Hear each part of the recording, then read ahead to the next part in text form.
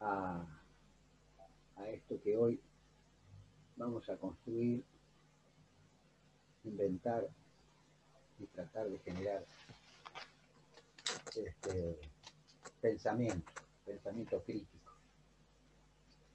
Eh, Hoy, recién se lo comentaba a Jorge, antes de ingresar ustedes, yo hoy voy a ser explícito esto para que los que estamos acá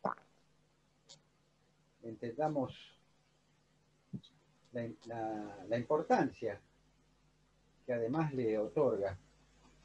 Y además a modo de mostración, de visibilización para ustedes que están subiendo por las escalinatas de una universidad nacional que es laica, que es libre y que es para todos. Y que eso ha sido la lucha de muchas generaciones y de muchas luchas. Jorge Garaventa, que es hoy nuestro ilustre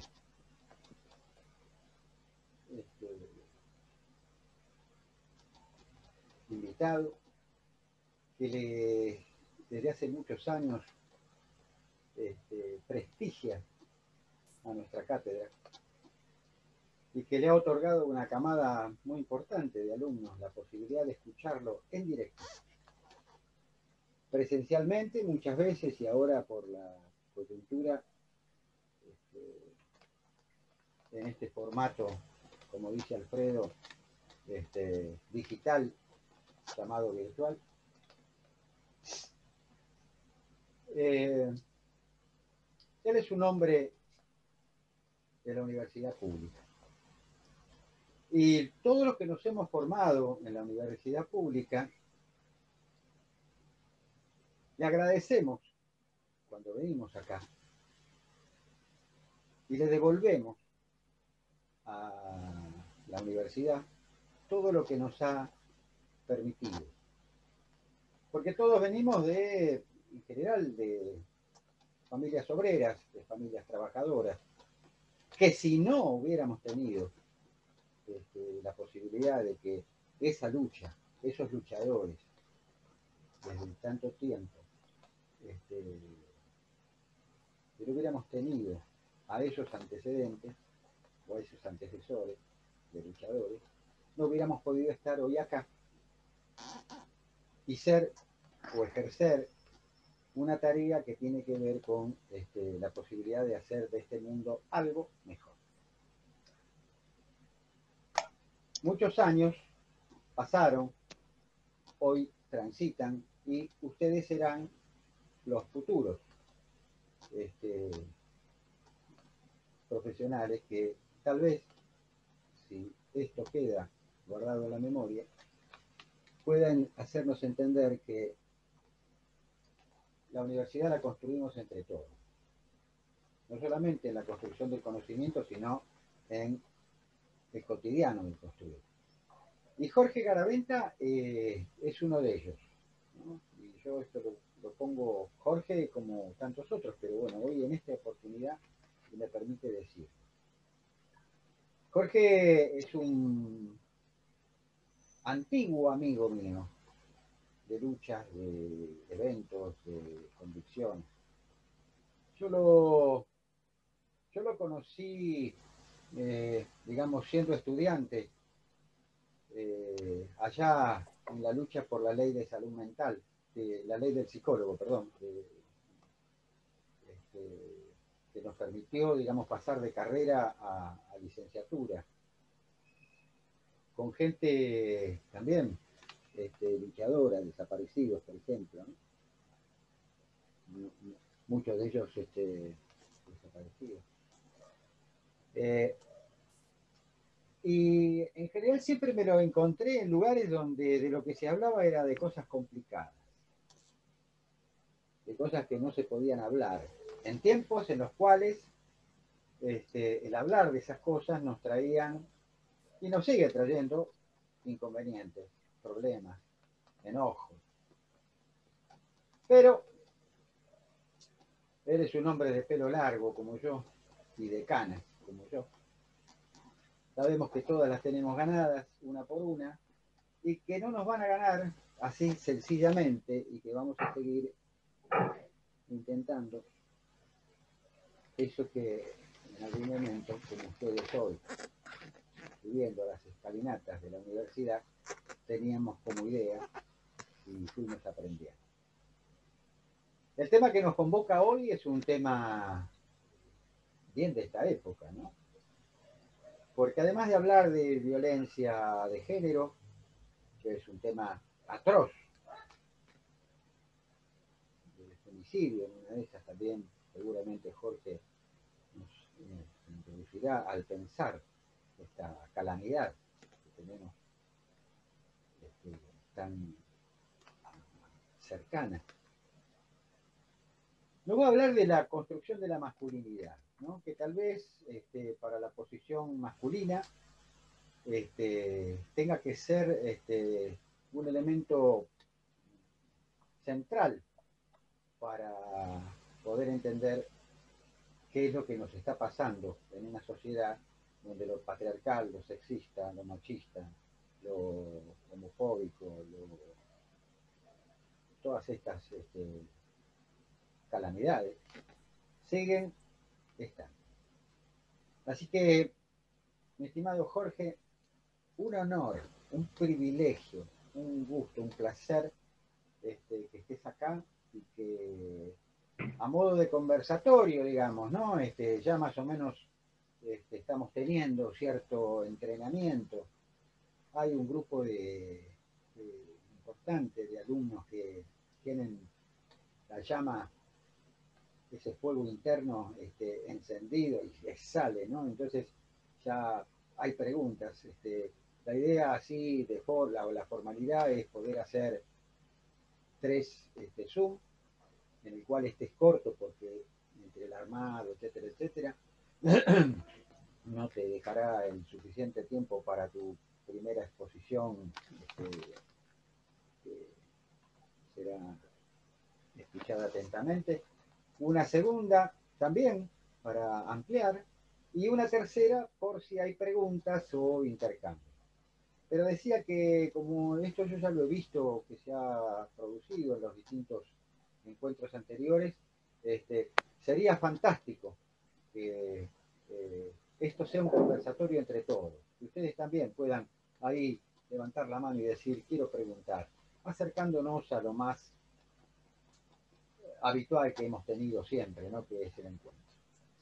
Bienvenido, Jorge. Un placer permanente. Gracias. Gracias. Buenas tardes, buenas noches a todas, a todos, a todes. Con una preguntita a la organización. Entonces, de aquí no pasamos al Facebook.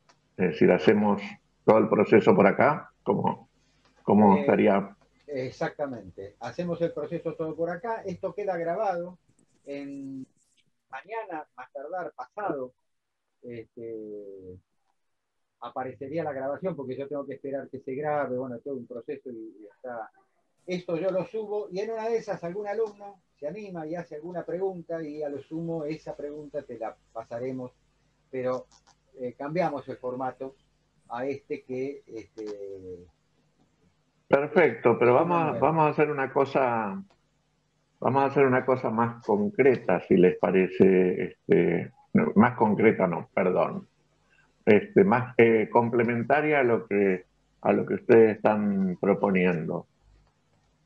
Una vez que esté subido el Zoom al Facebook, podemos dar un día de plazo y arreglamos una hora en la que yo pueda andar dándome una vuelta por ahí por el Facebook, por si hay quien quiera charlar, hacer preguntas, etcétera.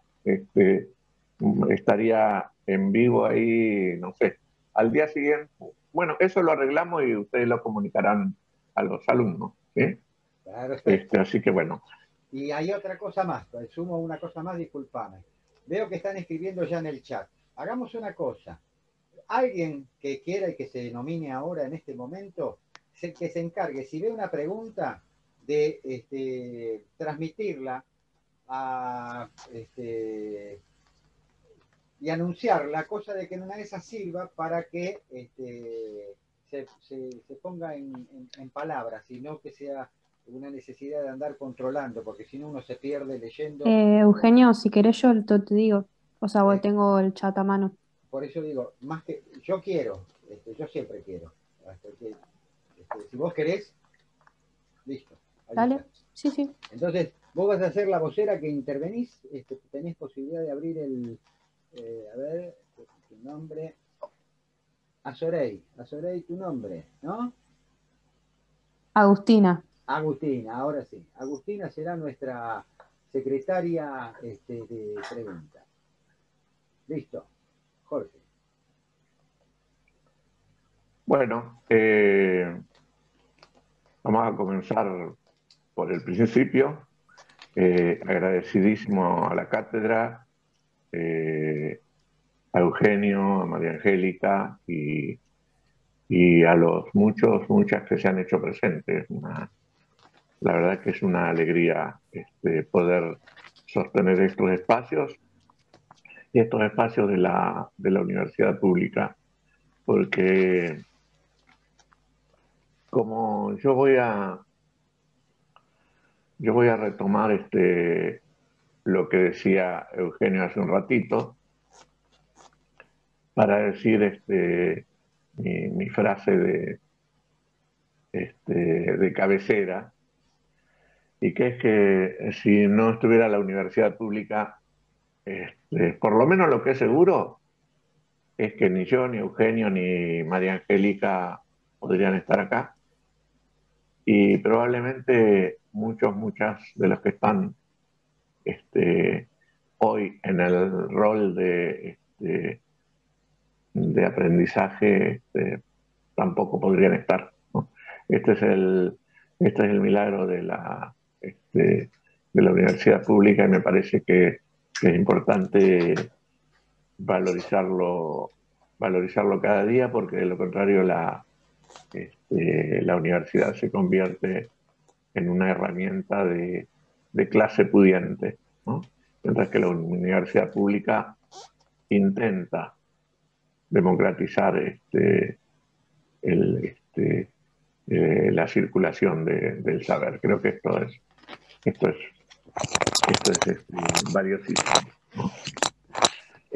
Nosotros nos estamos planteando hoy hablar de dos temas que están absolutamente concatenados, que son lo que llamamos la violencia de género y las cuestiones acerca de cómo se constituye la subjetividad masculina, sobre todo la subjetividad masculina hegemónica, ¿no? En la misma línea que se planteaba recién, pueden interrumpir todas las veces que quieran. Yo solo les pido un favor, que cuando me interrumpan se acuerden dónde estaba yo, porque yo después no me voy a acordar. Así no tengo que estar empezando la clase de nuevo todo el tiempo, y tampoco lo hacemos ya. Yo ya tengo una pedagogía de la dispersión incorporada, entonces cuando ocurre eso es peor, pero nada.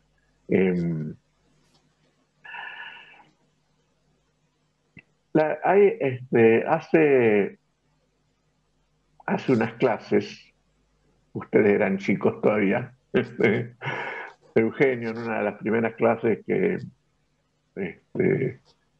en la que me invitaron, estaba un poco, no diría enojado, crítico con el concepto de empoderamiento, ¿no?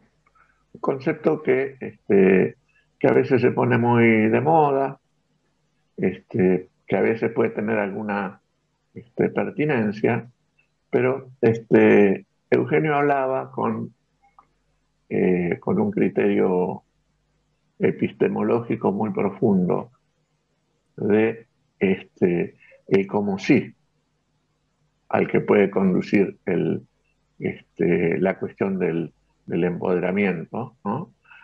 O para decir algo que hoy está muy de moda, el riesgo de coachear a alguien en vez de acompañar en la toma de conciencia, que la toma de conciencia pues, tiene que ser propia. Uno puede colaborar en visibilizar, pero creo que la cuestión de la toma de conciencia, la cuestión y sobre todo en estos temas, ¿no? Está absolutamente ligado a la visibilización. ¿Por qué traigo este tema hoy?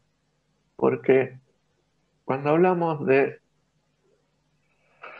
la construcción de la subjetividad masculina, aparece un tema, un concepto parecido al de empoderamiento, que la moda lo instala en el medio del escenario y que lo repetimos muchas veces y a veces no sabemos bien de qué se trata ni a qué apunta. ¿De qué estoy hablando? Del concepto de deconstrucción, ¿no? Concepto muy caro, muy valioso a la sociología. Lo hemos tomado, si mal no recuerdo, cualquiera me puede corregir y estará bien. Creo que lo hemos tomado de Derrida en su momento, el concepto de deconstrucción. Pero la deconstrucción es un proceso profundo y extendido en el tiempo.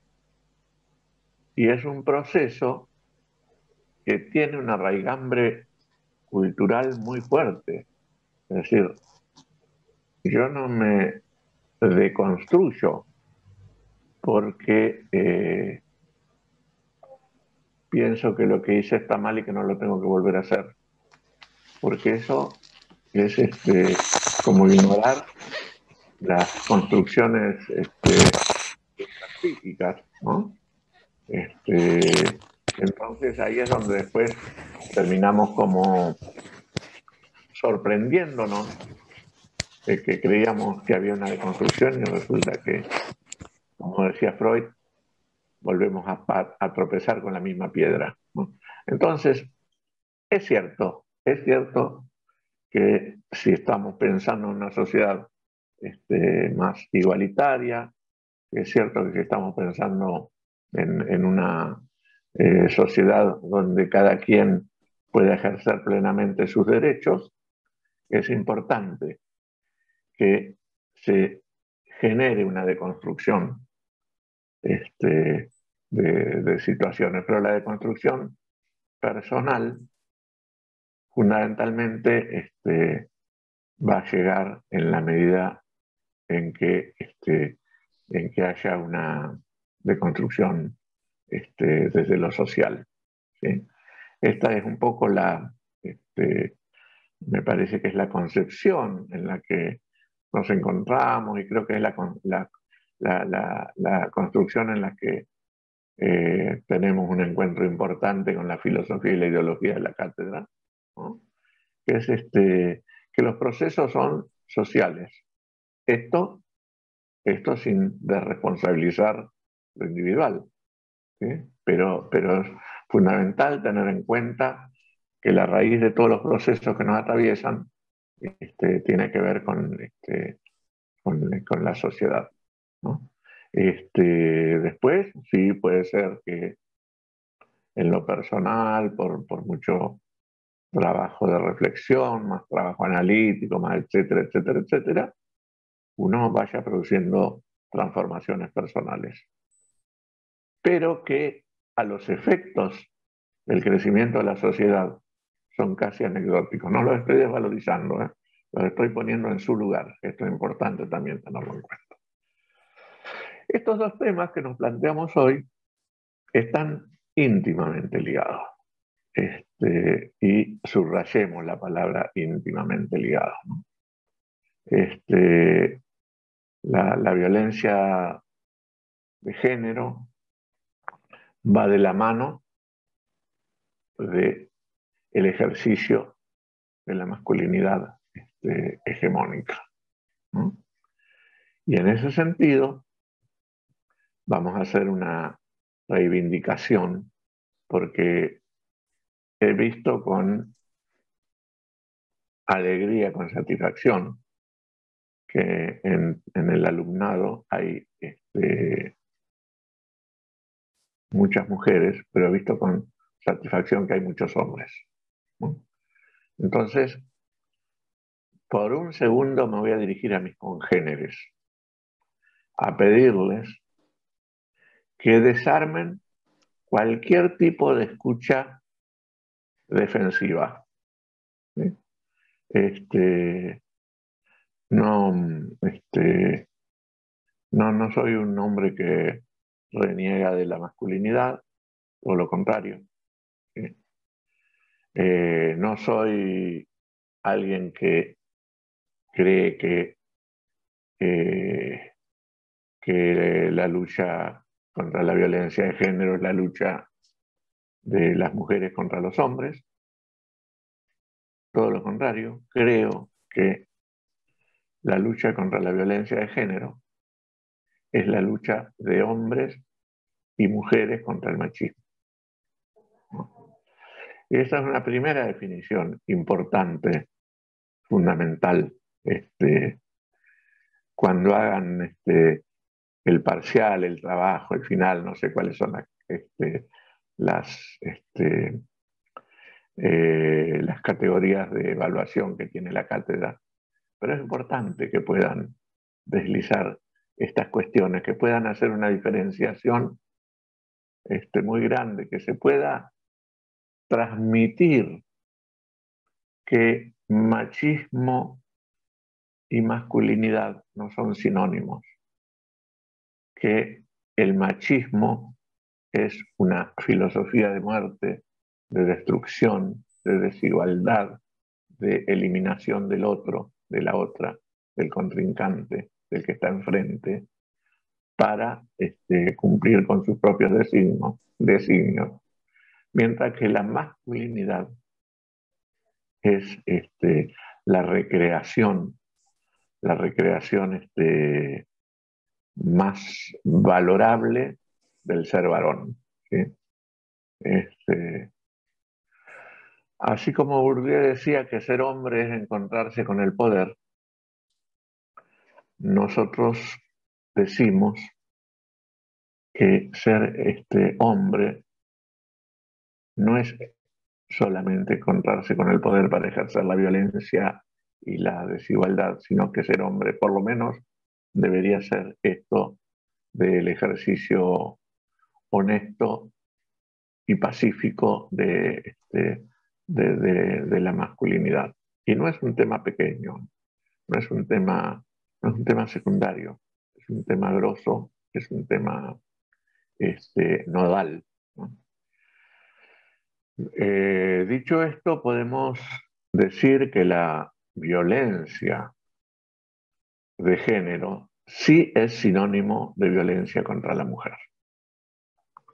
A veces, en algunas teorizaciones erróneas, se dice que violencia de género es cuando un hombre ejerce violencia contra la mujer, pero que también es cuando una mujer ejerce violencia contra un hombre. No es así por dos cuestiones. Primero, porque la violencia de género refiere a la violencia hegemónica en lo social. Y en segundo lugar, porque el concepto de género y de violencia de género, como bien lo señala Lagarde, una antropóloga mexicana, Marcela Lagarde, una antropóloga mexicana muy valiosa. La violencia de género fue un concepto acuñado por dos sociólogas norteamericanas, casi en el mismo momento en distintas geografías de Norteamérica, que por suerte yo no me acuerdo los nombres, con lo cual ustedes cuando tengan la evaluación no van a tener que decir los nombres, o sea que tienen 2 nombres menos para aprender. En todo caso, para cuando nos encontremos en el Facebook, sí lo voy a tratar de memorizar, ¿no? Pero el concepto de violencia de género es un concepto eminentemente feminista. La otra cuestión que quiero aclarar es que a veces se utilizan algunas expresiones que parece que buscan lo equitativo y en realidad son expresiones de mucha descalificación. Cuando se dice yo no soy ni machista ni feminista, se están equiparando 2 conceptos que no son equiparables en lo más mínimo. En absoluto son equiparables. Estamos hablando del machismo, que como les decía antes es una filosofía de muerte, de desigualdad, de eliminación del otro, del contrincante, del que está enfrente, y el feminismo, que es una filosofía de lucha, una filosofía de reivindicación, una filosofía pacifista, una filosofía de intento de lograr una sociedad igualitaria. Seguimos definiendo términos, si les parece. Cuando hablamos de lo igualitario, no es lo mismo que igual. No, lo igualitario no significa una sociedad donde todos, todas, todes somos iguales, sino significa la posibilidad de que cada quien pueda hacer un ejercicio pleno de los derechos que le correspondan y que le competan. Esto es una definición nodal también, por favor. Ténganlo en cuenta también. Sí.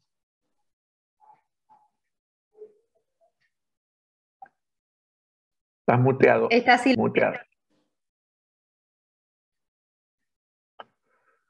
Tan lindos gestos que hacías y no se te escuchaba.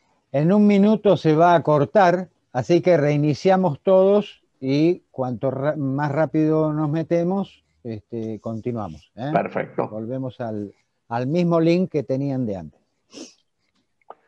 Bien. Yo había hecho el pedido. Lo igualitario. Esta vez me acordé yo solo. Decía, estamos lejos de pensar una sociedad en que hombres y mujeres sean iguales, que además sería muy aburrido. Y esto sin meternos por ahora en lo que son las nuevas identidades, ¿no? Mucho más complejo todavía. Lo igualitario viene a poner las cosas en su lugar. Lo igualitario hace que yo pueda ejercer la identidad elegida, percibida, lo que fuere, ¿sí? Pero desde el lugar de ejercicio de mis derechos, no desde el lugar de parecerme. Eso continúa porque como va a quedar grabado, ya igual somos 78, así que faltan 10 más o menos. Perfecto, perfecto. Va a ocurrir porque ocurre casi siempre, así que no tendría por qué no ocurrir hoy, que en algún momento es probable que se me corte a mí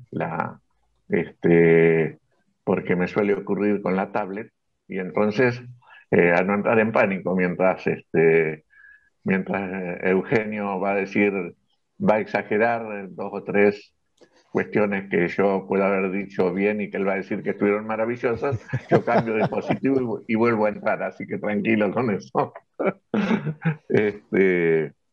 Bueno, seguimos entonces con...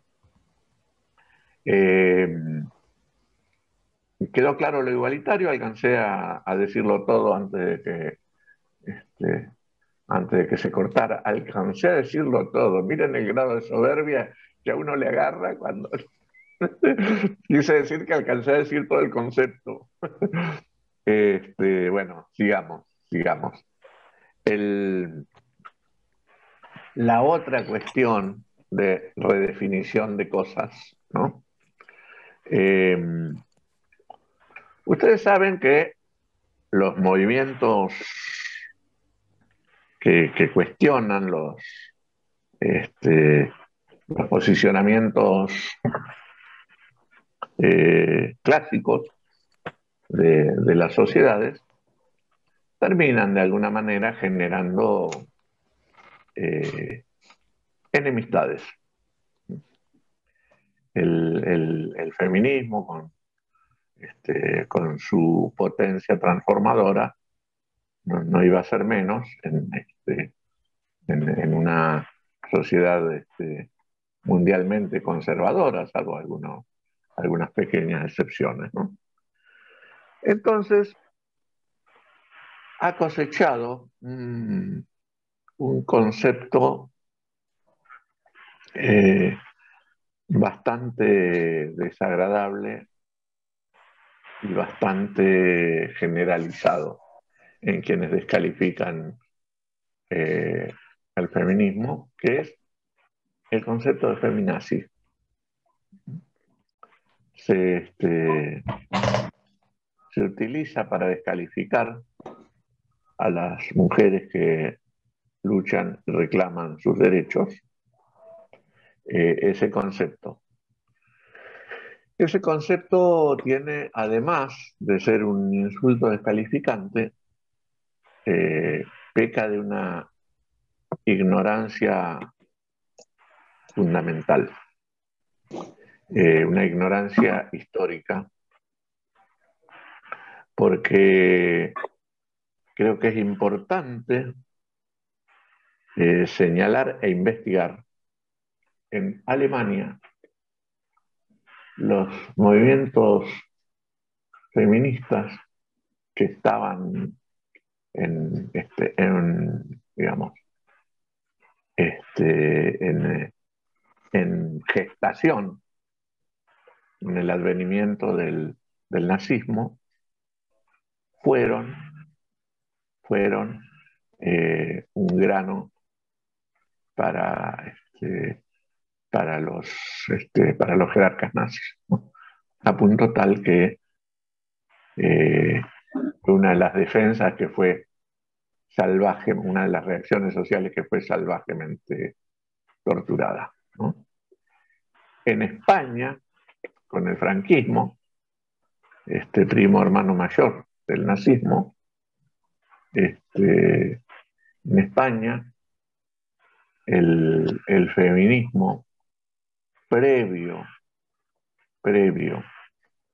al franquismo tenía posicionamientos sociales y había logrado reivindicaciones superiores a las que hoy existen en España y en gran parte del mundo, ¿no?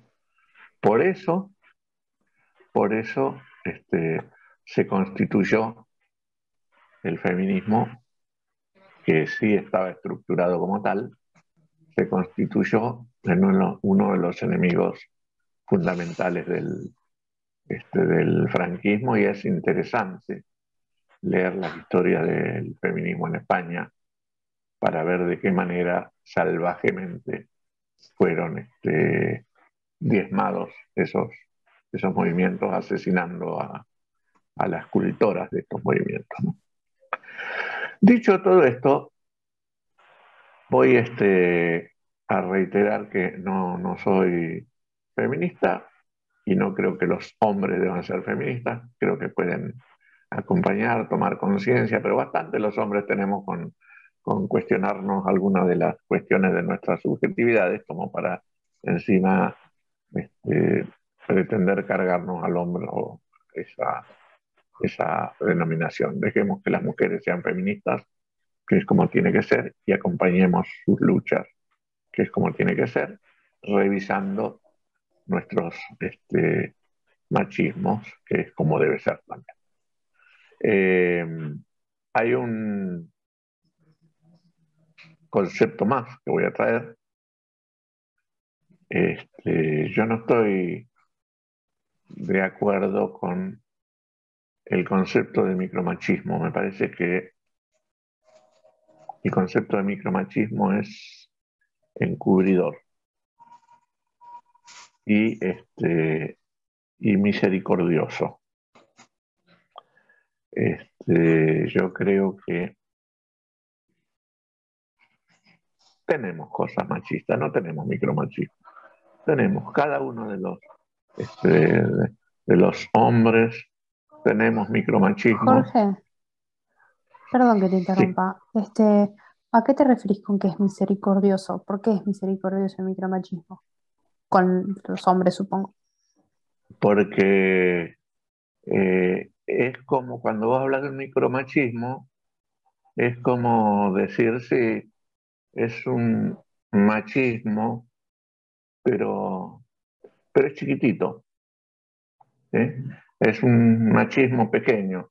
Y a mí me pareció, ni siquiera es que estoy exagerando la gravedad, porque sabemos que hay distintos grados de machismo. No es lo mismo aquel que no tiene conciencia de alguna de sus conductas machistas y que puede llegar a plantarse frente a eso y plantearse una revisión y una transformación, etcétera, que, por ejemplo, quien tiene el machismo como filosofía de vida, ¿no? Hay distintos grados, pero me parece que está bueno que se asuma que en realidad siempre se trata de machismo, más grande, más pequeño, pero es siempre una conducta machista. Yo de cualquier manera...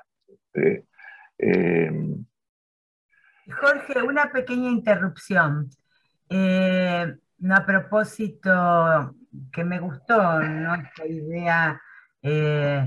de la misericordia en el sentido de una cuestión moralista, y se me vino que la cabeza, vos dirás si es correcto o no, cuando, por ejemplo, que se dice, bueno, pero en el fondo es bueno, ¿no? Como algo del orden de fondo es bueno, una misericordia que, bueno, habilita a no, bueno, a disculpar, digamos, ¿no? sí, sí, sí, sí, sí, Continuando, perdón, Jorge, con lo que decía justo María Angélica me dio el pie a hacer esta pregunta, que es la pregunta de un amigo, pero no se anima a preguntarla, así que la voy a preguntar yo, eh, que dice que las religiones, ¿por qué son tan machistas? Tipo, esa es la pregunta y justo tiene que ver con esto como de misericordia, siempre sale relacionado con la religión, como todo muy junto. sí. Sí, vos sabés que yo uso a propósito el concepto de misericordia, porque, porque en realidad digo, ustedes vieron que este, si bien hay una discusión sobre el tema, se dice no, el concepto, una de las acepciones del concepto de sororidad, que es la de hermandad entre mujeres, también viene de la religión. Es decir, las hijas de Dios son, eh, son sores, y, y el ejercicio de la hermandad entre las monjas, por ejemplo, es la sororidad, ¿no? Eh, la, este, yo no tengo estudiado profundamente, te voy a ser absolutamente sincero, cuáles son Perdón, se fue, me parece, ¿no? Sí. No, está. Ahí volví, Sí, ahí se fue. volví. Ah. Se ve que me conmovió la pregunta y salí de escena. No, en realidad en esto tengo que ser sincero, no me puedo poner que las religiones en general tienen un componente machista importante, sí, sin duda, ¿no? Aún, aún las religiones que se han armado en relación alrededor de una mujer tienen como un Jorge, ejercicio y una concepción, un segundito, un ejercicio y una concepción machista muy arraigada, pero no lo tengo estudiado profundamente. Sí, ¿quién hablaba por ahí? yo te quería decir que vos decías eso de que como que todas las religiones tenían eso y también como que se oponen a esa idea de tipo de igualdad que vos hablabas. Sí, sí, mira, cuando me acuerdo en los principios de las conceptualizaciones sobre, feminismo, que todavía se hablaba de una sociedad de iguales. Sí, me acuerdo que una de las cosas con las que la religión católica se oponía profundamente era a esta cuestión de que hombres y mujeres no podían ser iguales. Por eso me parece que cuando aparece el concepto de lo igualitario, pone en evidencia que en realidad hablaban de otra cosa y de que a lo que se estaban oponiendo fundamentalmente es a la cuestión de sacar, por ahí no estamos adelantando al tema que va a seguir, ¿no? Pero sacar de órbita esta cuestión de la mujer ejerciendo plenamente sus derechos eh, y de alguna manera mover del lugar de privilegio lo que es la familia tradicional y cristiana, que es a lo que nos vamos a meter ahora en un momentito. Porque cuando hay otro concepto que tiene que ver, hay un concepto en relación a esto que se instala en la segunda ola del feminismo, que es cuando se empieza a plantear la cuestión de que lo personal es político. ¿Qué quiere decir que lo personal es político? ¿Alguien habló por ahí?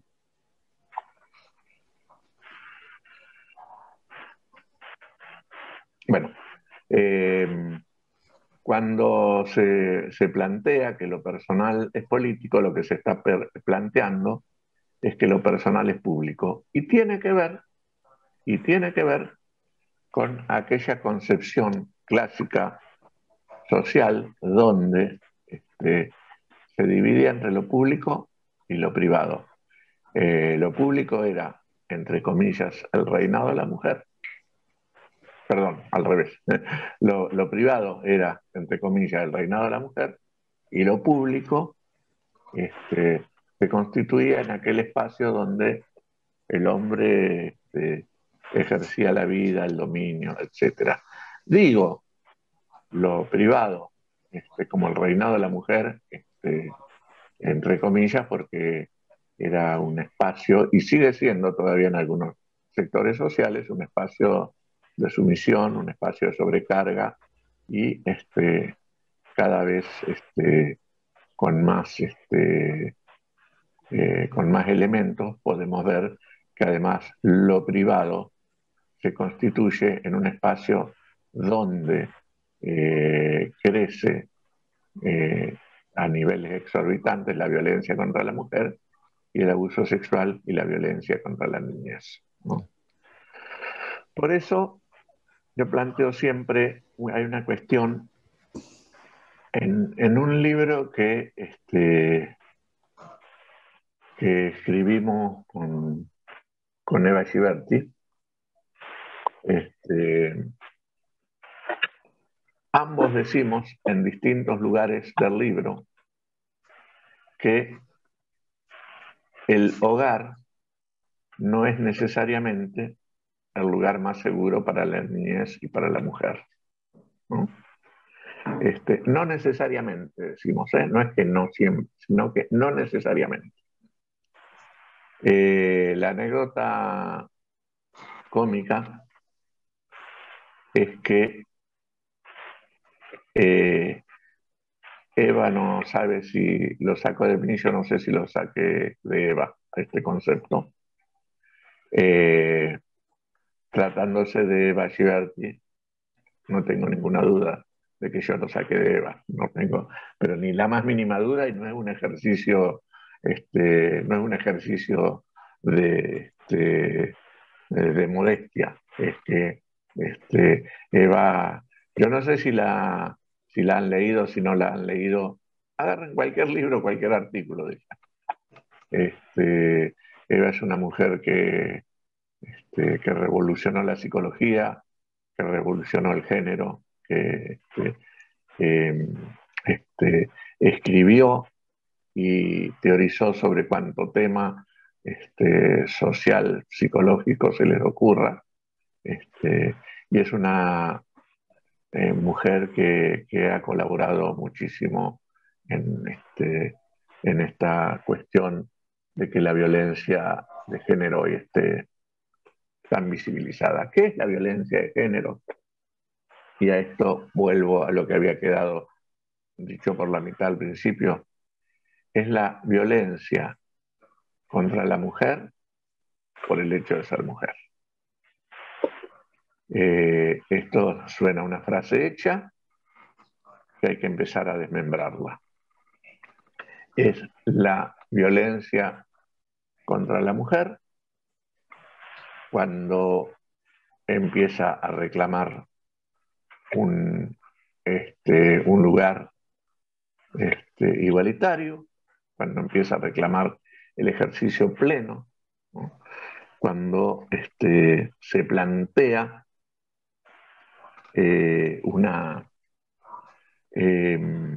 ¿cómo decirlo?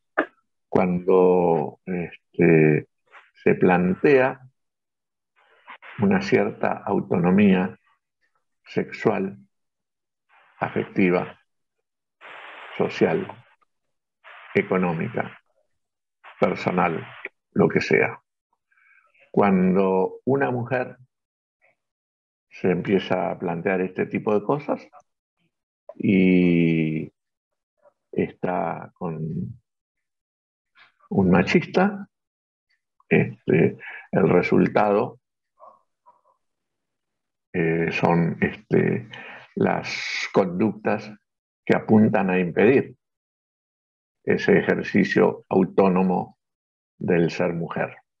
Esto que no está vedado para el hombre, esto que está tan vedado para la mujer, ¿no? Que pueda tener autonomía de cualquier naturaleza.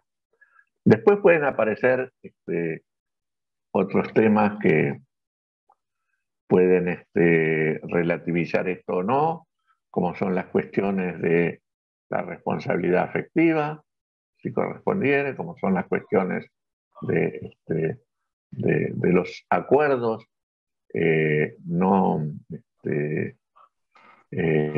no coercitivos de funcionamiento de las parejas. Esto es otra cuestión.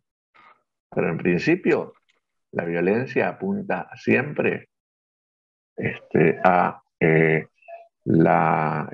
intento de la mujer de salir de una cuestión de coerción, de sumisión y que puede ser social, personal, de pareja, religioso, lo que fuere, pero es siempre un ejercicio de coerción que padece y contra el que reacciona.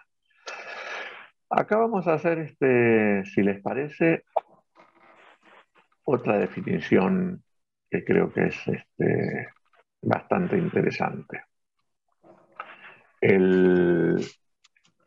Primero les voy a decir, si ustedes, porque hace un rato hablé de Eva Giberti. Como Eva Giberti ha sido mi maestra directa, mi maestra, además de ser mi amiga, ha sido mi maestra directa en el charla a charla, ¿no? Pero además de Eva, si ustedes me preguntan hoy en quién me referenciaría, no tengan ninguna duda que hablaría de Rita Segato. Rita Segato, una feminista con todos los laureles y con todas las chispas y con todos los desarrollos y con toda la rigurosidad epistemológica que se puedan imaginar, ¿no? Y que se plantea fundamentalmente esta cuestión de la necesidad de que sean hombres y mujeres los que luchen contra las violencias contra las mujeres, ¿no? Esto a lo mejor la diferencia hay mucho y la pone en la mira de un sector, porque cuando hablamos de feminismo hablamos de un montón de feminismo, ¿no? Pero de un sector del feminismo que es lo llamado el feminismo radical, ¿no? Que en realidad se plantea al hombre como el adversario principal, ¿no? Y me parece que leer a Rita Segato ayuda mucho a iluminar en este sentido. Yo les decía, cuando surge el movimiento Ni Una Menos, es un movimiento que logra poner sobre el tapete de la totalidad social la violencia contra la mujer en su grado más extremo, que es el femicidio. ¿Eh? De hecho, el movimiento Ni Una Menos surge cuando una joven, casi adolescente, es asesinada en Mar del Plata, en un contexto que hasta el día de hoy no ha podido ser aclarado, pero que lo que no cabe ninguna duda es que fue asesinada. Ahí surge... ¿Cómo? Es el caso de la chica esa que se llamaba Lola, puede ser, que fue en una playa y como que... No, eso fue en Uruguay. No recuerdo en este momento si no era Lucía.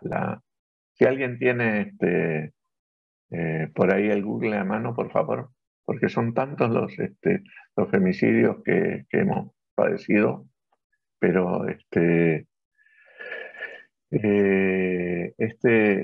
caso fue emblemático y lo sigue siendo porque además los asesinos fueron declarados inocentes por un tribunal marplatense.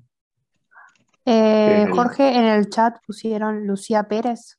Lucía Pérez, exactamente. Lucía Pérez, exactamente. Lucía Pérez fue asesinada en un contexto de engaño que terminó en una fiesta sexual para un par de machistas prostituyentes.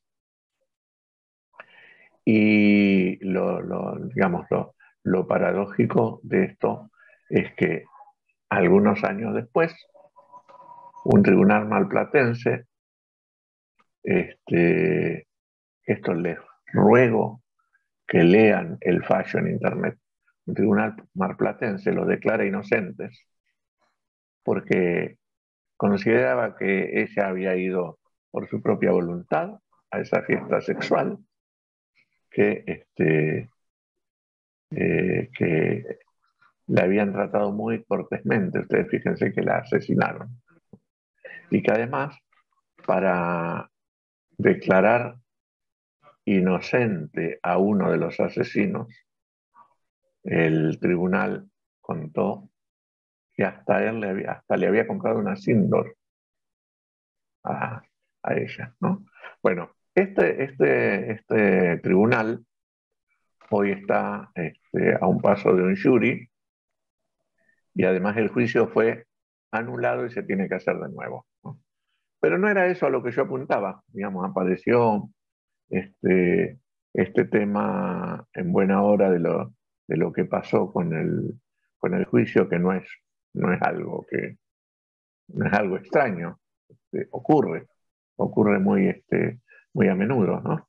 Pero lo que yo iba era lo siguiente: cuando aparece la primera convocatoria del colectivo Ni Una Menos, aparece en función del asesinato, del femicidio de Lucía Pérez. Y lo que yo siempre planteo es que fue una de las marchas más masivas que se ha hecho en el país. La marcha pidiendo Ni Una Menos en aquella primera convocatoria. Recordarán ustedes que hasta Spinelli, uno de los promotores de la banalización de la mujer, apareció también en su programa, que en aquel momento estaba en el aire, con los carteles Ni Una Menos. Y muchísimos promotores de la banalización de la mujer aparecieron convocando esa marcha, aparecieron adhiriendo a esa marcha. ¿Estaban mintiendo? Tal vez sí, tal vez no.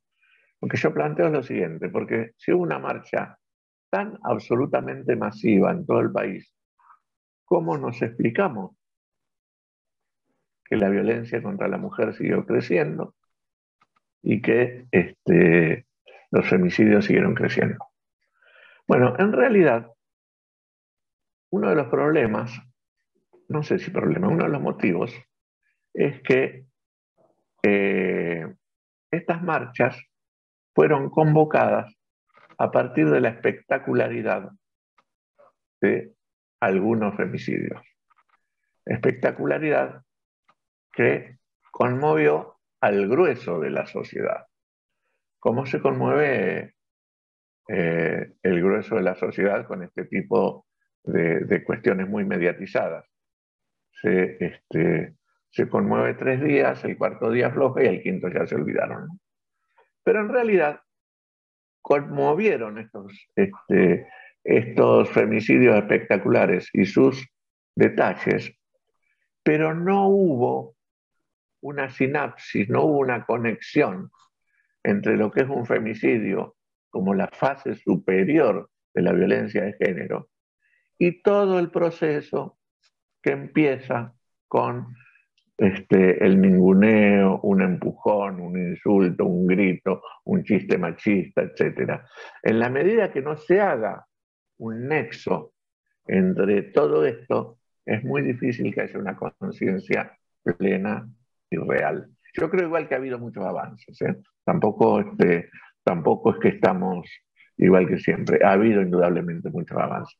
Pero lo que yo digo es que todavía no hay un nexo entre lo que son las distintas violencias y esta etapa superior que es el femicidio, ¿no?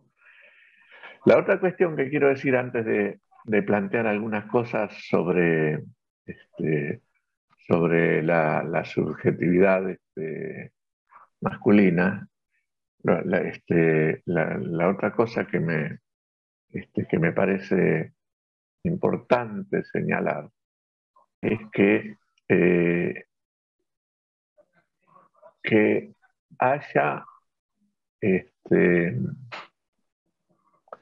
tantos femicidios y que el femicidio siga en crecimiento, no significa que esto no pueda ser pensado, que nos tengamos que resignar a estas cuestiones. Muchos y muchas sobre todo, vienen pensando en muchas soluciones. Cuando se dice que el Estado es responsable, hay que pensar desde ahí. ¿Por qué se dice que el Estado es responsable? Porque en realidad, primero, el Estado es responsable de la seguridad de cualquier ciudadano o ciudadana.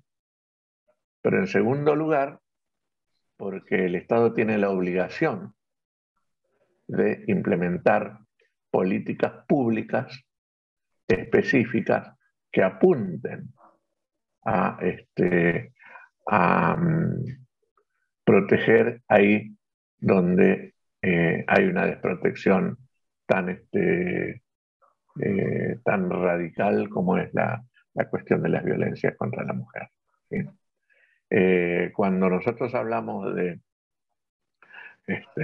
que son necesarias políticas públicas, nos referimos a que más allá de que es imprescindible avanzar contra la urgencia, es decir, más no se pueden endurecer las penas de lo que se han endurecido, pero es importante que se cumpla con las leyes y que se garantice el ejercicio pleno de una legislación. Quiero decir con esto, si nosotros tenemos las leyes más avanzadas en relación a esta temática, como realmente la tenemos, pero no están garantizadas que las mismas se apliquen, no está garantizada que la cabeza de los jueces deje de pensar en un sentido machista y pueda empezar a pensar con una cierta perspectiva de género. Si nosotros no garantizamos nada, es lo mismo que si estuviéramos parados en el mismo lugar de siempre. Entonces, en ese sentido, cuando decimos el Estado es responsable, decimos el Estado, al Estado le cuesta, todavía no está garantizando plenamente la seguridad y los derechos de las mujeres. Y la solución no es, como ya lo hemos comprobado, punitivista. Nosotros podemos poner las penas más duras que se nos antoje y sin embargo, si no se revisan, si no se transforman otras cosas, es muy difícil que, que esto pueda llegar a que esto pueda llegar a Jorge, soluciones. ¿Sí? alguien puso en el chat, leo textual. Yo pienso que hubo avances en el sentido que ahora es visible, digamos, en el sentido de que se puede hablar del tema, que existen, por ejemplo, esto que mencionamos, que ni una menos, de ni una menos que contemplan a las víctimas, pero como decís, el Estado no provee lo necesario para terminar con ello. Sí, sí, sí, sí. Que hubo avances, no me cabe la menor duda. Eh, Nosotros, yo no me acuerdo cuántos años hace, pero me atrevo a decir que con esta cátedra entramos a la Facultad de Medicina a hablar de estos temas que no se hablaban, ¿no? Sí, sí, no hay ninguna duda de que hubo avances, no hay ninguna duda de que están ocurriendo transformaciones. Esas cosas, estas cosas yo no las pongo en duda y en buena hora. Señalo las deficiencias porque lo cierto es que siguen muriendo 300 mujeres por año, ¿no? Y lo cierto es que la violencia en muchísimos hogares, y esto lo vimos en la pandemia, sigue en crecimiento, ¿no? Y no es por la pandemia, ¿eh? A mí me parece que hubo un error de concepción cuando se dice la pandemia incentivó la violencia contra la mujer. No, esto Esto también es engañoso. La pandemia puso en evidencia, y es cierto sí que como los golpeadores, los violentos, permanecían en la casa, es probable que estaban como más a merced, pero no es nuevo. Yo quería decir que, para después pasar a la construcción de la subjetividad, en pocas palabras, pero lo que yo quería decir es que el punitivismo no alcanza. Tenemos el punitivismo en su máximo extremo. Cuando yo digo que el punitivismo no es la solución, no estoy diciendo que no haya que meterlos presos a los femicidas o a los golpeadores, no estoy diciendo que no haya que aplicarle la ley con toda su con todo su rigor. Lo que estoy diciendo es que la solución tiene que pasar por otro lado, porque si no, entramos en engaños. La sociedad, cuando aparece un femicidio, lo mismo que cuando aparece un abuso sexual o cualquiera de estos temas tan ríspidos, pide medidas extremas, que lo maten, que lo metan preso de por vida, que lo deporten, que lo manden a una isla, lo que sea. ¿A qué apunta esto cuando la sociedad hace este tipo de cosas? Apunta a decir, la sociedad estaba limpita, aparece este señor que la ensucia, entonces tenemos que sacarlo de la sociedad. Lo sacamos de la sociedad y la sociedad queda otra vez limpia. Y son mentiras, porque en realidad quedan intactas las condiciones de producción de estas subjetividades femicidas, golpeadoras, abusadoras, etcétera, etcétera, etcétera, etcétera. Entonces, ahí es donde tenemos que empezar a pensar, seriamente cómo se construye la subjetividad masculina y cuáles son los caminos para generar otro tipo de subjetividad, ¿no? Porque en realidad, en el mientras tanto, por ejemplo, nosotros hemos logrado una ley fundamental que es la ley Micaela. La ley Micaela obliga a que todos y todas y todos los quienes están en el Estado, desde el presidente hasta el último de las ordenanzas, hagan capacitaciones de género para cambiar su concepción. Cuestión valiosísima si la hay en las intenciones. En los hechos, esto implica charlas que no aportan demasiado a lo que sería una deconstrucción. ¿Bien? Continuemos. ¿Ahí estamos? Ahí estamos, ya somos 60, así que dale, Jorge. Bien. Como estamos en hora, me apuro a hacerles un resumen de lo esencial. Yo después les voy a mandar un trabajo, no sé si ya lo mandaron ustedes, Eugenio, si no yo después les mando el trabajo sobre la construcción de la subjetividad masculina, que es muy importante leerlo. Pero me apuro a hacer un resumencito. Terminando con lo que les estaba diciendo antes, solo les agrego que nadie se deconstruye por participar en una charla de capacitación. El verdadero espíritu de la capacitación con perspectiva de género tiene que ser un proceso de reflexión extendido en el tiempo, ¿sí? Por eso,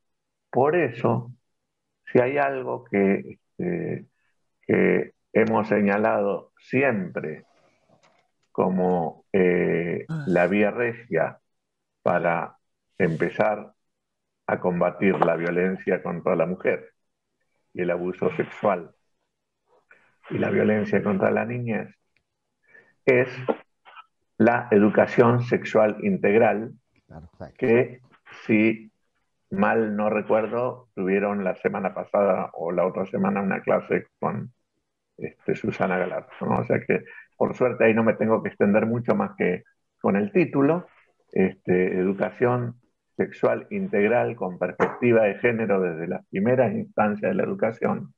Esto es central, ¿no? Con la cuestión de la deconstrucción de los roles estereotipados, con una filosofía fundamentalmente pacifista, ¿sí?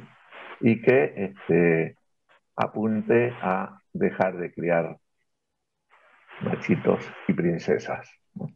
Entonces, en 4 palabras, ¿cuál es el problema central de la subjetividad masculina hegemónica?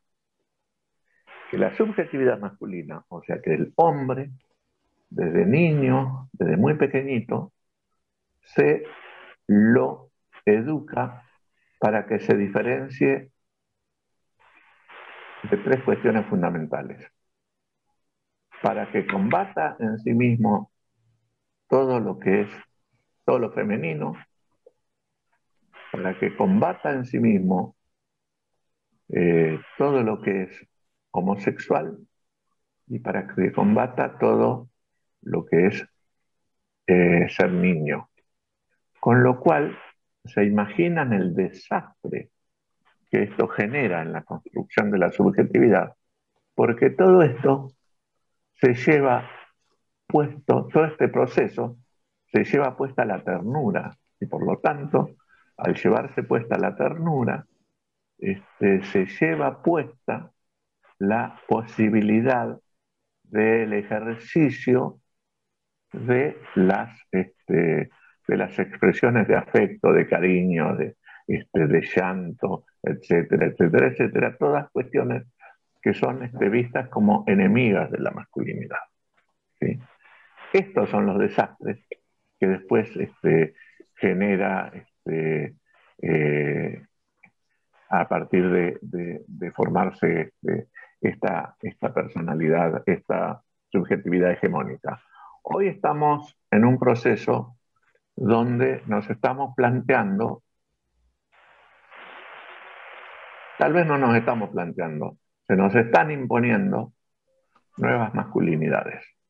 Es decir, somos muchos, muchos, muchos los que nos estamos planteando otra forma, con todo lo que arrastramos, con todos los machismos que arrastramos, con todos los déficits que arrastramos, con todos los egoísmos que arrastramos, nos estamos planteando otra forma de ser hombre, otra forma de ejercer la masculinidad. Y no hablo solamente de las masculinidades que surgen de las nuevas identidades, sino de una masculinidad más, más igualitaria, más contemplativa, menos, menos privilegiada, ¿no? Porque yo decía al principio que ser hombre es ubicarse, encontrarse en el lugar del poder. Una de las dificultades más grandes es renunciar a los privilegios que la sociedad ha construido para los hombres. ¿Por qué? Porque crecemos de una forma tal y somos criados de una forma tal, aún por las mujeres que nos crían, que se nos enarbola en el lugar del privilegio. Rita Segato dice que el hombre padece los privilegios. Yo creo que no los padece, yo creo que al hombre le cuesta renunciar a los privilegios, pero es uno de los caminos que si no nos planteamos eso, es muy difícil plantearse alguna otra cosa. Yo creo que no los padece, los disfruta. Y como los disfruta, el placer que te da eso, es muy difícil dejarlo atrás. Claro, claro, claro, claro, claro que sí. Sí, sí, por eso yo creo que, porque otra cosa que, gracias por ese señalamiento, porque yo creo que otra cosa que se nos escapa es que cuando estamos criando hombres con estas características que yo decía, ¿no? Diferenciándolo este, de, este, de la mujer, del homosexual y del niño, estamos en los privilegios, es lo que ahí preguntaba Tom, qué es lo que disfruta los privilegios. Cuando nosotros nos estamos planteando todas estas cosas, en realidad nos estamos planteando que en esta construcción de este tipo de subjetividad hegemónica, estamos obturando la posibilidad de ser empáticos. Alguien en el chat no entendió, dice que no entendió que por qué es lo que disfruta, dice. Sí, se lo aclaré recién.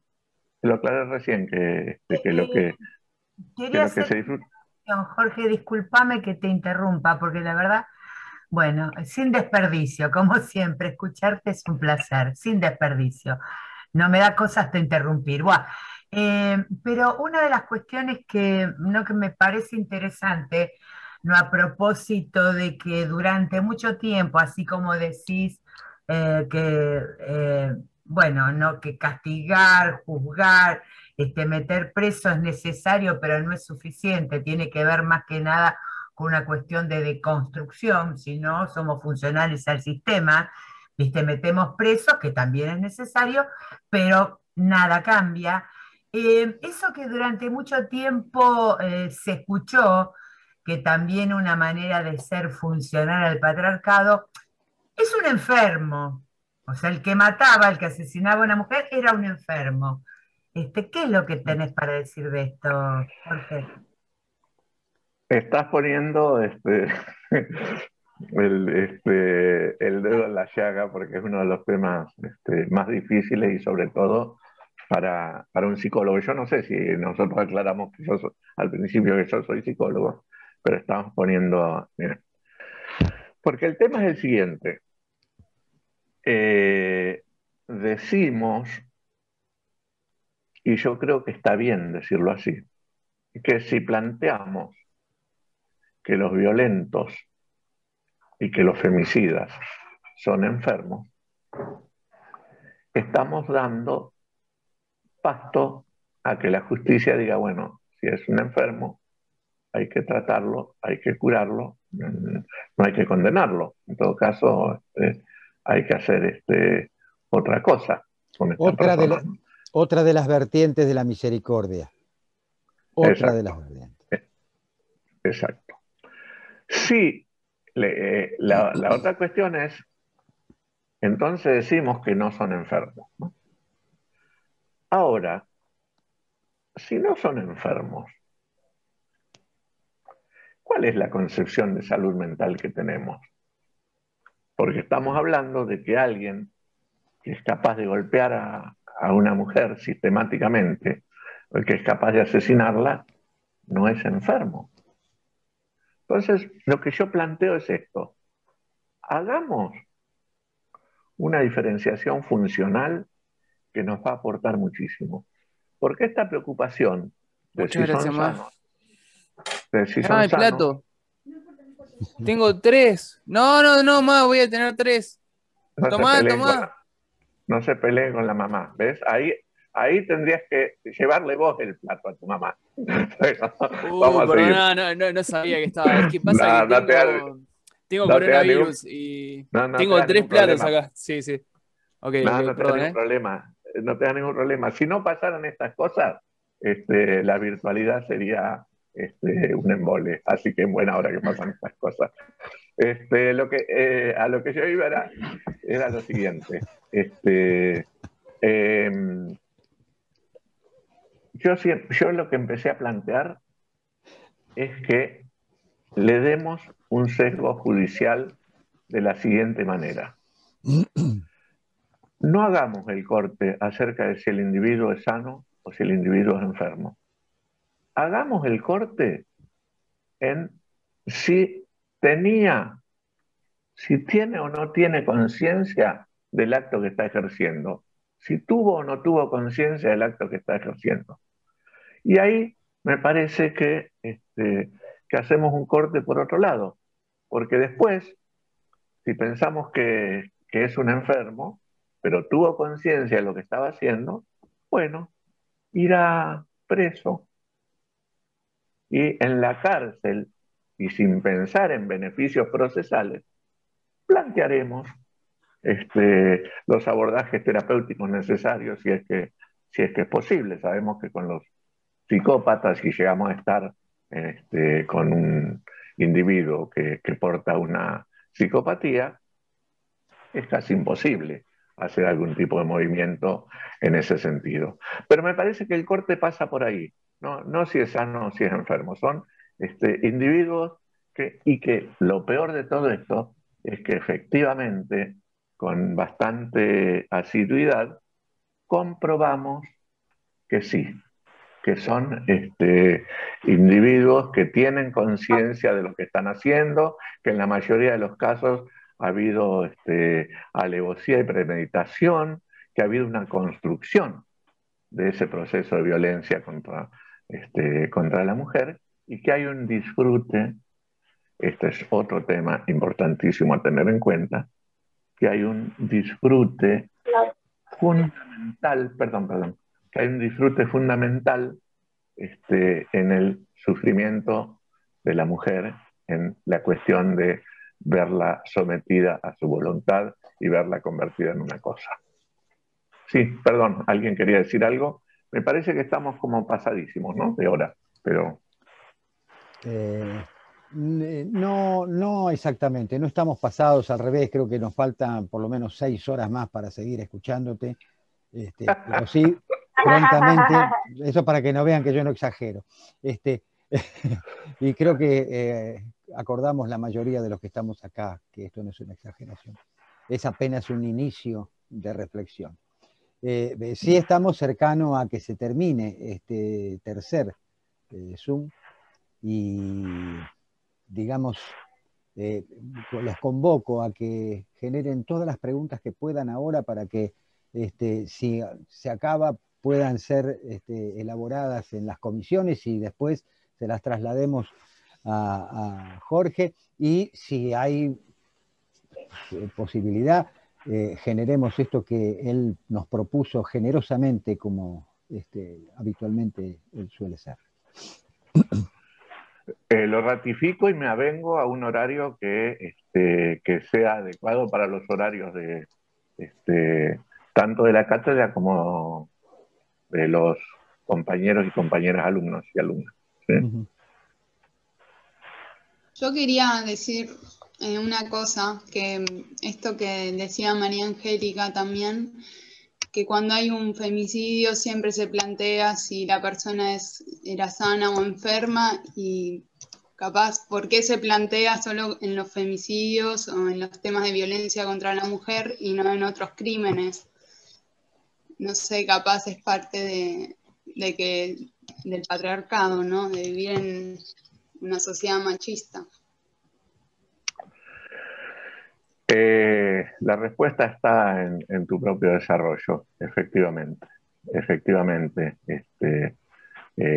No solo eso, sino otra cosa que no hemos tenido hoy tiempo de desarrollarlo, pero complementario a lo que vos decís, esto de plantearse si será un enfermo, la segunda cuestión, y que surge absolutamente en todos los juicios, es, ¿pero y ella qué hizo?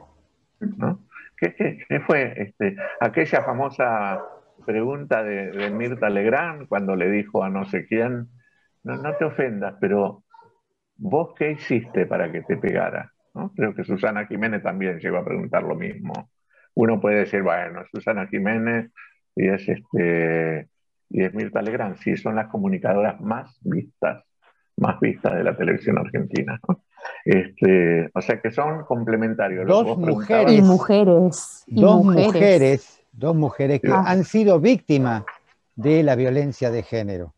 Sí. Susana Jiménez por Monzón, que después terminó siendo un femicida, y la señora Mirta Legrand siendo víctima de su marido en situaciones que cualquiera, pregúntenle a sus madres o a sus abuelas las cosas que se sabían en relación a su vínculo con Tiner, ¿no? Que creo que era el marido. Yo creo que es por el inculcamiento, porque ya están inculcadas desde el nacimiento y más por la edad que tienen, a que en esa época todo era machista, digamos, era netamente machista, todo se relacionaba con el hombre y todo iba a favor de él. Entonces es como que uno ya creció en ese contexto y es lo que transmite al resto quizás, ¿no? Sí, pero Lea, lo que vos estás diciendo es como forma de justificar, o sea, es como que la estuvieras justificando. Por más que tengas 150 años o lo que quieras, hay ciertas cosas que siendo alguien tan protagonista en lo que sería la cultura argentina y en todo, hay ciertas cosas que no se pueden decir. ¿Ah? Claro, es lo que hablábamos hoy de ese concepto de misericordioso. Pero no es solo en ese sentido, sino también por qué estaba ahí, cómo iba vestida, como que se tienen en cuenta muchos factores que no tienen nada que ver, o sea, no tiene que pasar eso. Y a veces uno dice, ay, pero, viste, cuando una persona está hablando y dice, ay, pero ¿qué hacía ahí sola? Y tipo, no tiene nada que ver eso. Es más fácil señalar a la víctima. En realidad, en temas que tienen que ver con violencia contra la mujer. En temas que tienen que ver con violencia contra la mujer. Me interrumpí porque apareció un eco. ¿Ustedes escuchan un eco? ¿Ustedes escuchan un eco? Sí, Sardo, no será, es tu apellido, tenés prendido tu micrófono. Es el que hace el eco. A ver. Ahí está. No, lo que yo agregaba es que en temas que tienen que ver con violencia contra la mujer y violencia contra la niñez, siempre se trata de ver cuál ha sido la responsabilidad de la víctima, siempre, sistemáticamente.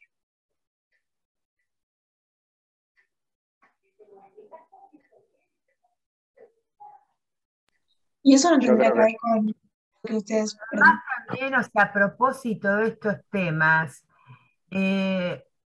lamentablemente, los que hemos trabajado con mujeres en situación de vulnerabilidad, no les quedaba otra más que hacer algunas cosas para tener trabajo. No era una elección, era una condición para tener trabajo, pasar por el cuarto piso, hacer tal o cual cosa. O sea, en el sentido de, bueno, el patriarcado, ¿no? Que una de las maneras de acceder a tener un trabajo, yo recuerdo que era pendeja y estaba trabajando y bueno, el tipo, vamos a la noche a tomar un café, no, y bueno, por supuesto que me rajó el otro día, pero bueno, yo tenía colchón, tenía mi viejo, yo qué sé, si me rajaba, no iba a morir de hambre. Entonces, o sea, en ese sentido, cómo es que no siempre es por estar de acuerdo con el patriarcado, sino como una de las maneras posibles, o sea, consentir, que no quiere decir estar en esa misma línea, para tener trabajo en otras cosas, ¿no? ¿Qué tal? Entramos. Perdón que se me... Bueno. Con mucho frío. Buenos Aires está... Esperen que no puedo apagar una... Con mucho frío, sí. ¿Ah, sí? Ahí está. A ver, ¿te parece que no entra la... Mica, no querías hacer una pregunta. Pues a 9. Ahora sí, perdón, pero se me acoplaron los aparatos, perdón, ya estoy en condiciones de escuchar de nuevo. Quería decir si eso de lo que estamos hablando no tenía que ver también con la misericordia de que hoy habla usted. Sí, lo que pasa es que le iba a preguntar antes porque como me embarullé con que se me acoplaron los aparatos, no terminé de escuchar lo que había planteado eh, María, Angélica. María Eugenia, no sé si me lo puedes repetir. Más o menos, o sea, en el sentido que por ahí esas mujeres que consienten con el patriarcado, o sea, en muchas ocasiones, sobre todo, bueno, cuando son mujeres vulneradas, que vienen de la pobreza, o sea, el consentir con el patriarcado tiene que ver no con una elección o porque consideren que el hombre tiene el poder para pegarle, no, sino que está muy en defensa. Está muy en defensa. Yo he escuchado muchas veces que para tener trabajo, que no les quede otra más que consentir, que no significa estar de acuerdo. Sí, en realidad, en realidad hay distintas razones por las cuales hay mujeres que ejercen una conducta pro-patriarcal, digamos.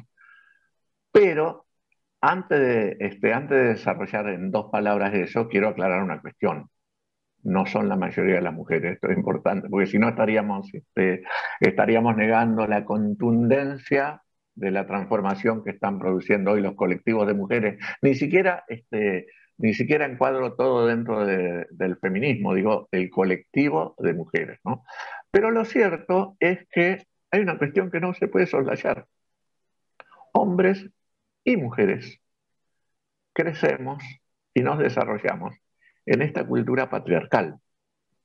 Esta cultura patriarcal necesariamente genera este tipo de subjetividades, ¿no? De las cuales, por supuesto que va a haber muchas mujeres. De hecho, siempre esto lo ha dicho el feminismo desde siempre.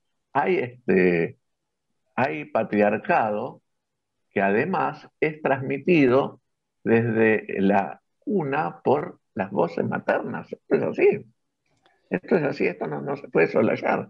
¿Cómo podemos pretender que alguien que creció en una cultura, que está sojuzgada, que está sometida, que está ideológicamente anulada, no termine siendo una defensora de estas cuestiones patriarcales? Por un lado. Por otro lado, se juegan otro tipo de constelaciones psicológicas. A mí me gustaría, hace un rato hablábamos de Susana Jiménez, qué sé yo, una mujer que ha sido golpeada, me parece pero que ha logrado de alguna manera desarrollarse independientemente en un montón de facetas. Creo que ahí se produce un efecto de negación, ¿no?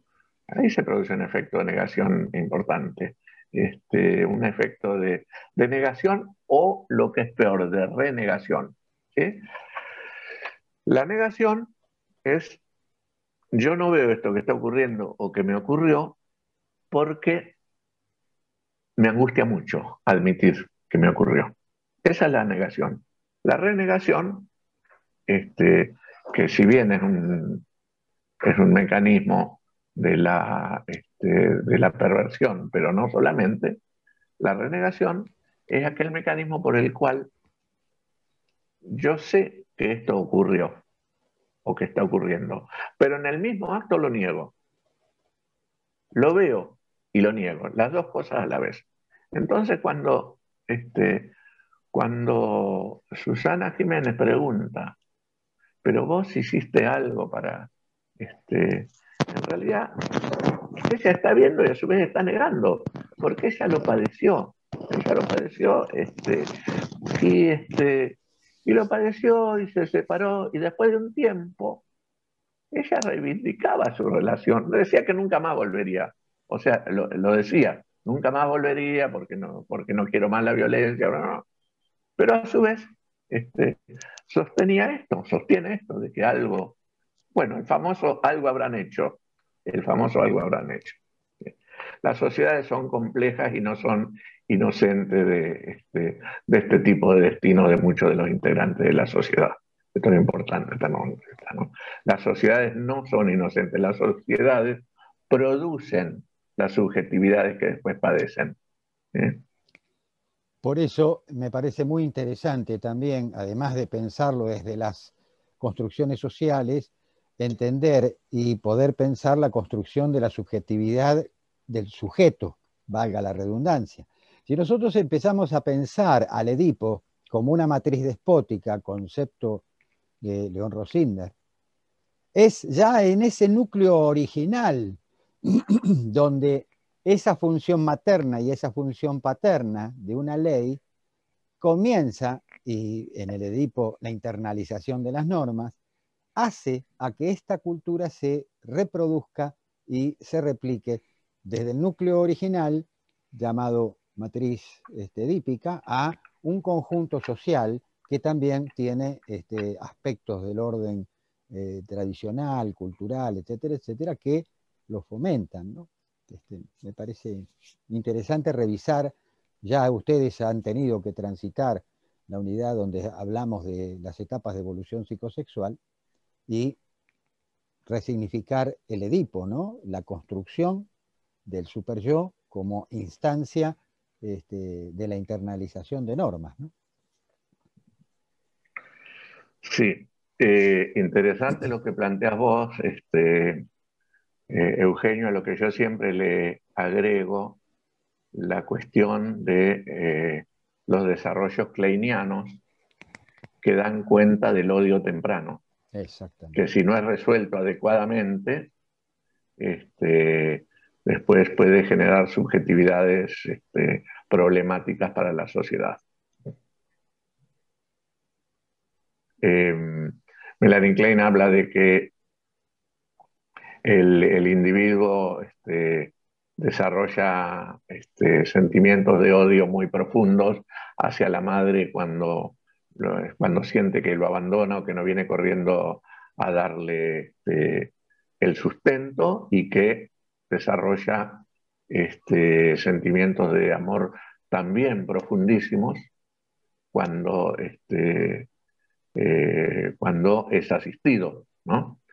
Que en algún momento, esto que se llama la etapa esquizoparanoide, donde lo bueno y lo malo están divididos, en algún momento el sujeto se da cuenta que lo bueno y lo malo son parte de la misma persona. Y de acuerdo a cómo eso se va resolviendo, de acuerdo a cómo resuelve el Edipo, de acuerdo a cómo va resolviendo estas etapas en la crianza y el tipo de asistencia que va teniendo, etcétera, etcétera, etcétera, va a permitir que este odio y este amor se conviertan en estructurantes de una personalidad, vamos a mal llamarla normal a los fines de que se entienda lo que estamos hablando, ¿sí? o que derive en otra cosa. Es muy importante estudiar los sentimientos tempranos, las cuestiones, los avatares de las primeras, de la primera infancia, de la primerísima infancia.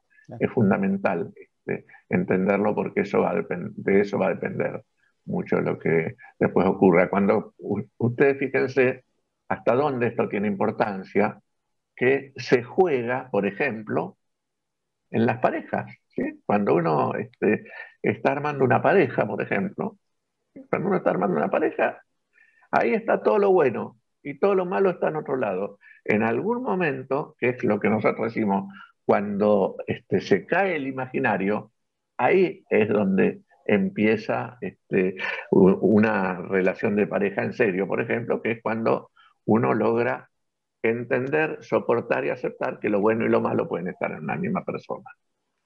Esto dicho muy elementalmente, muy infantilmente. Eso.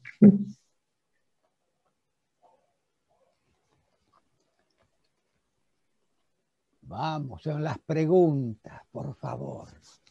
Anímense.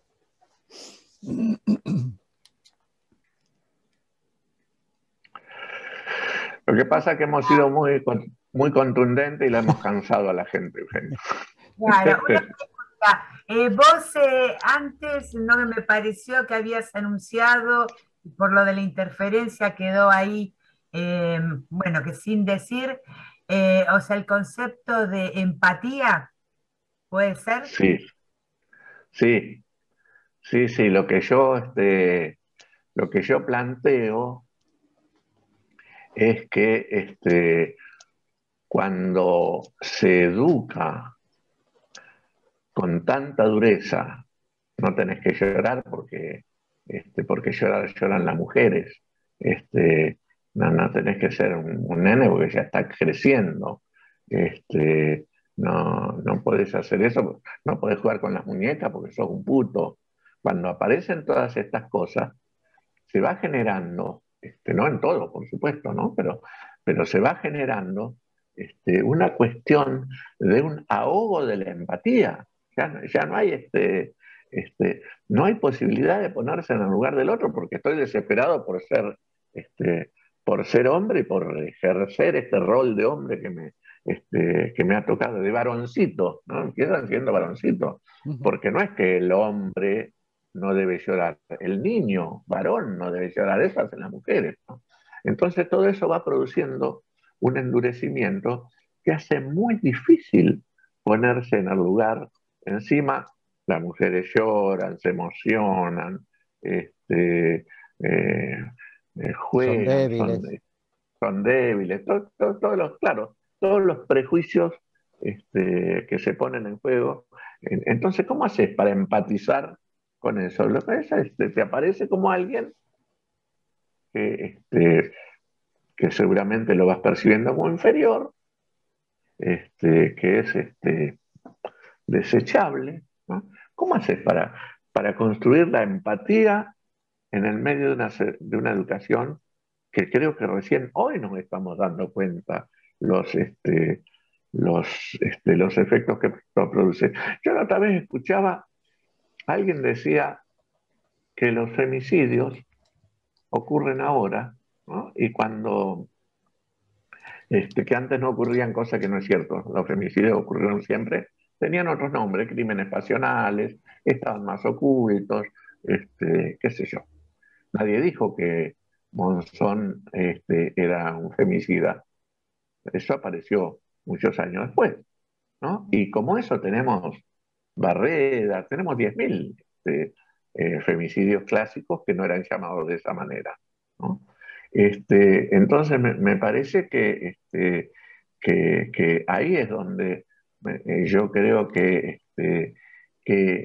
hay como una negación de hechos que ocurrieron toda la vida. Pero yo quiero decir esto que por ahí dicen, bueno, estas son crueldades de hoy, ¿no?